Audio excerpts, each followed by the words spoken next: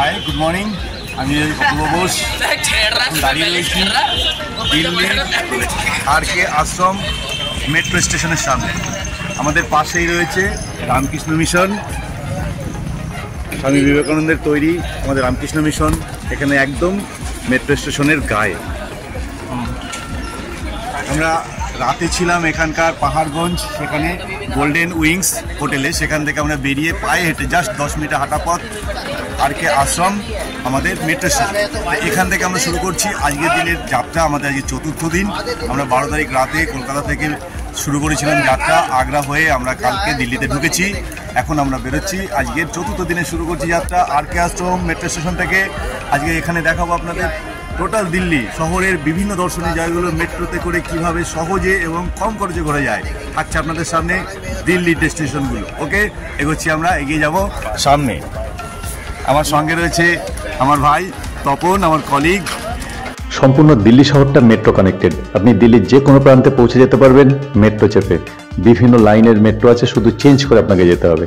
আর সারাদিনের জন্য ticket fair মাত্র 200 টাকা, এবং দিনের শেষে যখন আপনি টিকিট ফেরত দেবেন আপনাকে 50 টাকা রিটার্ন করবে। সারাদিন মেট্রোতে ঘোরার জন্য চার্জ করবে মাত্র 150 টাকা।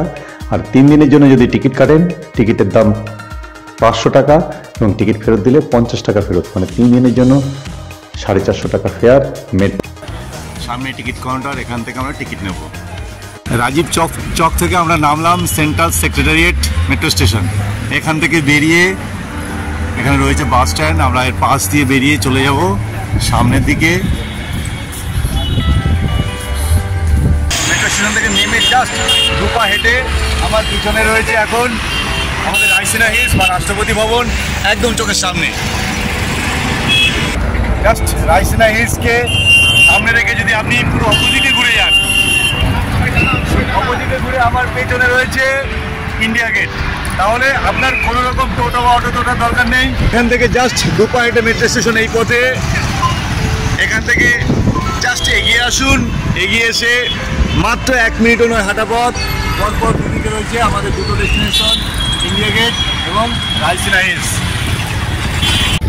একদম কাছ থেকে রাইসিনা হিলস। রাইসিনা হিলস বা রাষ্ট্রপতি ভবন, যেটা পরাধীন ভারতবর্ষে ভাইসরয় হাউস নামে পরিচিত ছিল। ব্রিটিশ ভাইসরয় এখানে থাকতেন। 1947 সালে ভারতবর্ষ স্বাধীন হওয়ার পর এটিকে আমাদের রাষ্ট্রপতি ভবন হিসাবে ঘোষণা করা হয়। বর্তমান যিনি রাষ্ট্রপতি তিনি এখানেই থাকেন। রাষ্ট্রপতি ভবনে প্রবেশ করতে গেলে আগে থেকে অনলাইনে পাস বুকিং করতে হয়। আমরা সেটা করিনি, তাই ঢুকতে পারবো না। সামনে থেকেই দেখে গেলাম রাষ্ট্রপতি ভবন।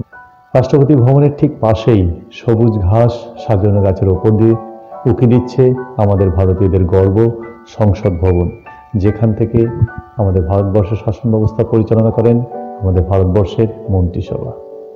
রাইসিনা হিলস, আর এখান থেকে উল্টো দিকে সেই আমাদের রাজপথ, ইন্ডিয়া গেট।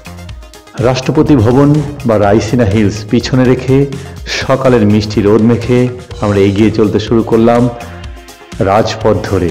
এই রাজপথ, যেটা বর্তমানে কর্তব্য পথ নামে পরিচিত, এই পথ ধরে আমরা এগিয়ে চলতে শুরু করলাম ইতিহাসের আরেকটা অধ্যায় তার দিকে। এই ইন্ডিয়া গেট বা অমর জওয়ান জ্যোতি, যার পিছনে রয়েছে অনেক করুণ ইতিহাস। রাজপথ ধরে হেঁটে এসে এই আন্ডারপাস দিয়ে যেতে হবে ইন্ডিয়া গেটের মুখের দিকে। এমন সিকিউরিটির ব্যবস্থা রয়েছে। এই সিকিউরিটি গেট পেরিয়ে সামনে সমস্ত ডিটেলস এখানে রয়েছে পরপর।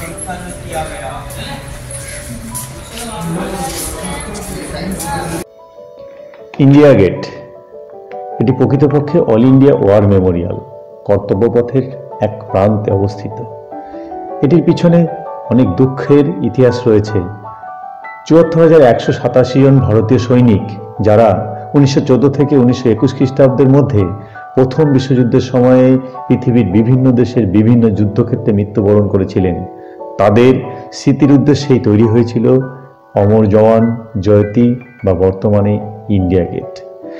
এটি ডিজাইন করেছিলেন স্যার এরউইন, এবং এটি উদ্বোধন হয়েছিল বা উন্মোচন হয়েছিল 1931 সালের 12 ফেব্রুয়ারি লর্ড আরউইনের হাত ধরে। বর্তমান স্বাধীন ভারতবর্ষে প্রধানমন্ত্রী প্রত্যেক বছর রিপাবলিক ডেতে এই অমর জওয়ান জ্যোতিতে আসেন সেই সমস্ত সৈনিকদের শ্রদ্ধা এবং সম্মান জানাতে। এই ইন্ডিয়া গেটের উচ্চতা 138 ফিট বা 42 মিটার।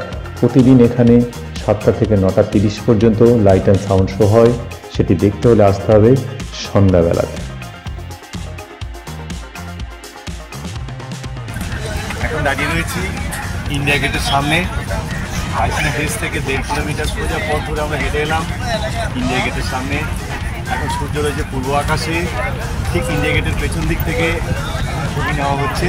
তারই সামনে দাঁড়িয়ে রয়েছে প্রচুর টুরিস্ট অলরেডি এসে গেছে। আমরা তারই মধ্যে ভিড় বাড়িয়েছি।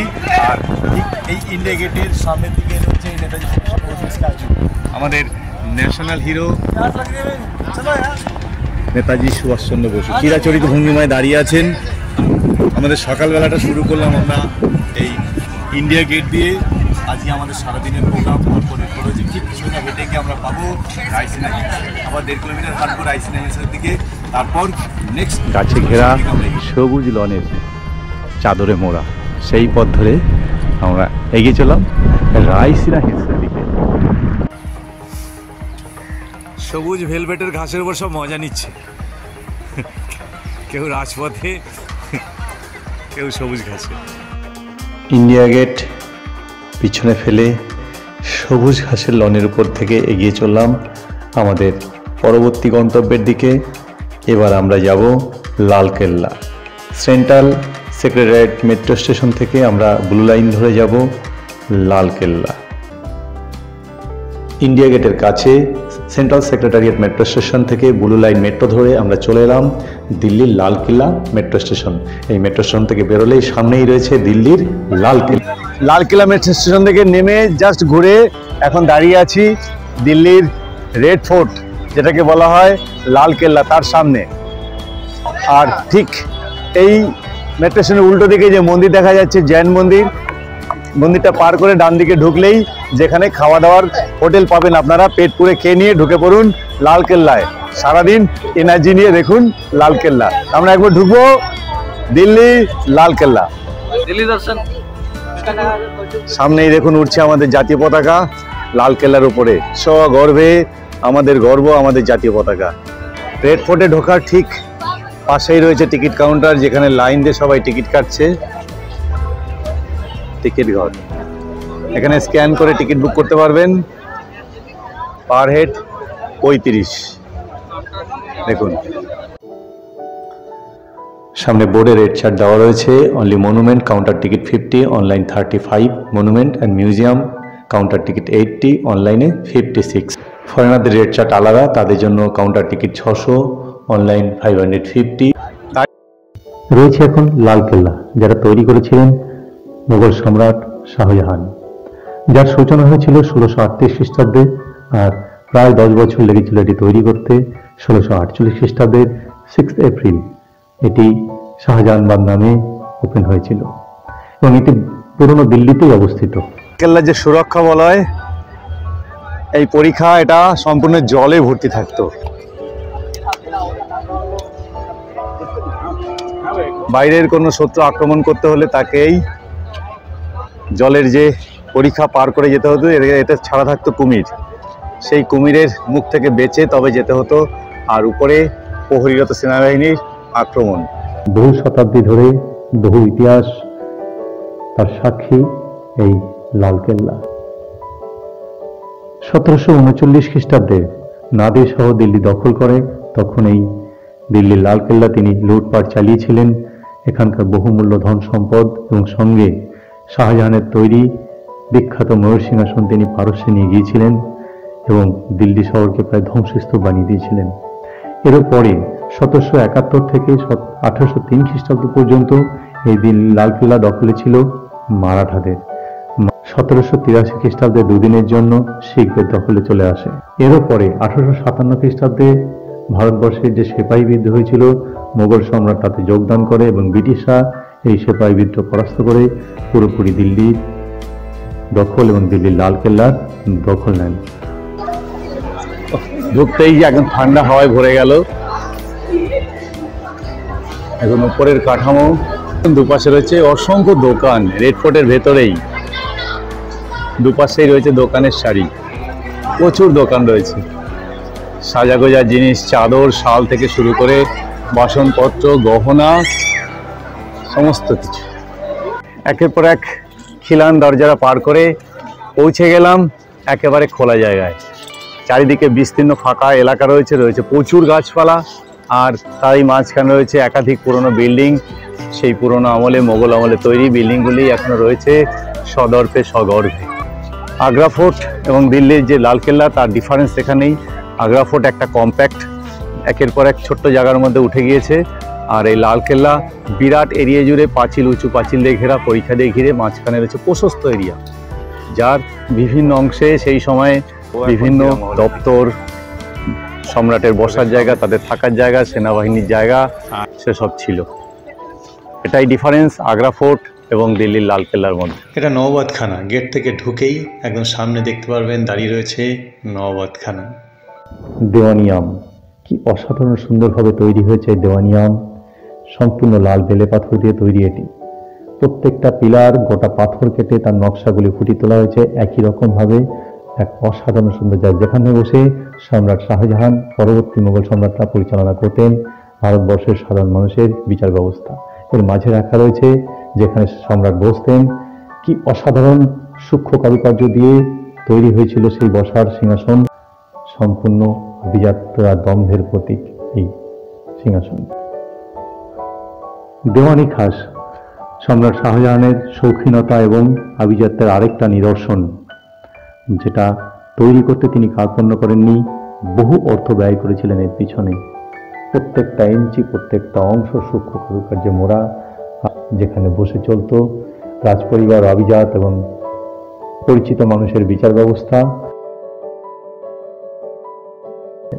আর এখানে রাখা ছিল ময়ূর সিংহাসন, পৃথিবী বিখ্যাত ময়ূর সিংহাসন, যেটা 1739 খ্রিস্টাব্দে নাদির শাহ নিয়ে গেছিলেন পারস্যে।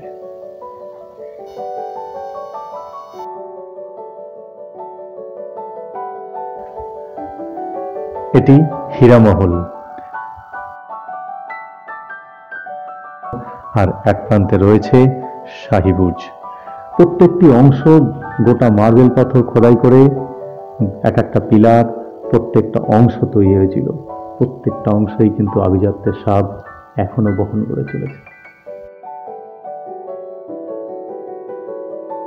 কিছুটা এগিয়েই সামনে পাবেন ভাদু ভবন, তারই ঠিক উল্টো দিকে একই রকম আরেকটা ভবন, শাওন ভবন। ব্রিটিশ স্থাপত্য, যেটা এখন মিউজিয়াম হিসেবে ব্যবহৃত হয়। এই মিউজিয়ামকে সামনের দিকে রেখে ঠিক বাঁ হাতে আমার পিছনে এখানে রয়েছে ক্যাফেটেরিয়া, যেখানে সমস্ত খাবার দাবার অ্যাভেলেবেল। আর এখান থেকে সামনের দিকে গিয়ে বাঁদিকে গেলে ওখানে টয়লেট অ্যাভেলেবেল। চললাম বেরিয়ে লালকেল্লা ছেড়ে, এই পথে প্রবেশ করেছিলাম, আবার এই পথে বেরিয়ে চলেছি হাজারো দর্শনার্থীর সঙ্গে। আমি মোগল আমলের অনেক স্মৃতি নিয়ে আবার বেরিয়ে পড়লাম লালকেল্লা ছেড়ে পথে। এবারের ডেস্টিনেশন অক্ষরধাম টেম্পল।